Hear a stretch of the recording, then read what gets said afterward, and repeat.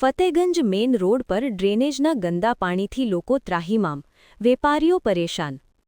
વડોદરા મહાનગરપાલિકા તંત્ર દ્વારા પ્રાથમિક સુવિધાઓ પૂરતી રીતે પૂરી પાડવામાં નિષ્ફળતા દેખાઈ રહી હોવાના વધુ એક ઉદાહરણ તરીકે ફતેગંજ મેઇન રોડ પર ડ્રેનેજની ગંભીર સમસ્યા સામે આવી છે.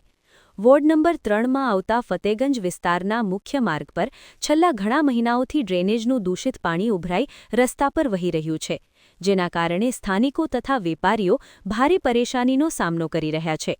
ડ્રેનેજનું ગંદુ પાણી માર્ગ પર ફેલાતા ભારે દુર્ગંધ ફેલાઈ રહી છે. પરિણામે દુકાનદારોને રોજબરોજના ધંધા દરમિયાન મુશ્કેલી ઊભી થઈ છે, તો ગ્રાહકો પણ દુર્ગંધના કારણે દુકાનો પર આવવાનું ટાળી રહ્યા છે. વેપારીઓનું કહેવું છે કે આ સ્થિતિ તેમના રોજગાર પર સીધી અસર કરી રહી છે. સ્થાનિક દુકાનદારોના જણાવ્યા મુજબ મહાનગરપાલિકા દ્વારા છેલ્લા કેટલાક મહિનાઓમાં 15થી 20 વખત ડ્રેનેજ લાઇનની સફાઈ માટે ગાડીઓ મોકલવામાં આવી છે. જો કે દર વખતની કામગીરી બાદ થોડીક સમય માટે રાહત મળે છે, પરંતુ થોડા જ દિવસોમાં સમસ્યા ફરી યથાવત થઈ જાય છે.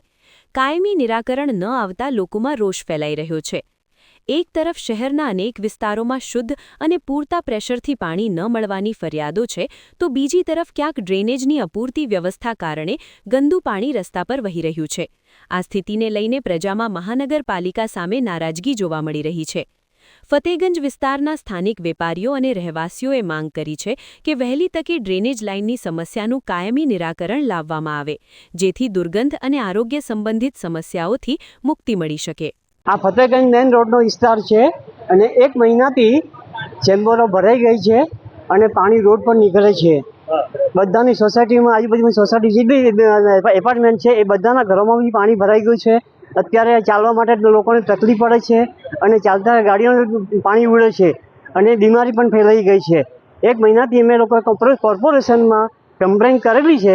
એમની ગાડીઓ આવે છે અને ગાડીઓ આવીને કામ કરીને જતા રહે છે, પણ એ એકદમ ગટરનું કામ ઓર્ડિનરી કમ્પ્લીટ થયું નથી, એટલે અમને બધાને તકલીફ પડે છે. એટલે અમે વિનંતી કરીએ કે કોર્પોરેશન સાહેબને કે ફરી તમે એકવાર અહીંયા આવીને આ કામ ગટરનું કામ કરો તો આપની મહેરબાની.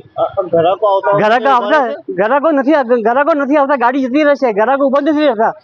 હા, ગટરનું પાણી વાસ મારે છે એટલે જતા રહે. વાસ મારે એટલે જતા રહે. એટલે ગ્રાહકીમાં નુકસાન થઈ રહ્યું છે. ગ્રાહકીમાં નુકસાન 2 મહિના દિવાળી આવો તકલીફ છે, હાલત ખરાબ છે. ગાડીઓ આવે છે. હા, ગાડીઓ આવે છે. નિરાકરણ કઈ નહીં, ખાલી પંપ મારીને કઈ જતા રહે છે. બસ, હા, પ્રેશર કરીને જતા રહે છે. શું નામ તમારું? મોહનભાઈ ચોકસી.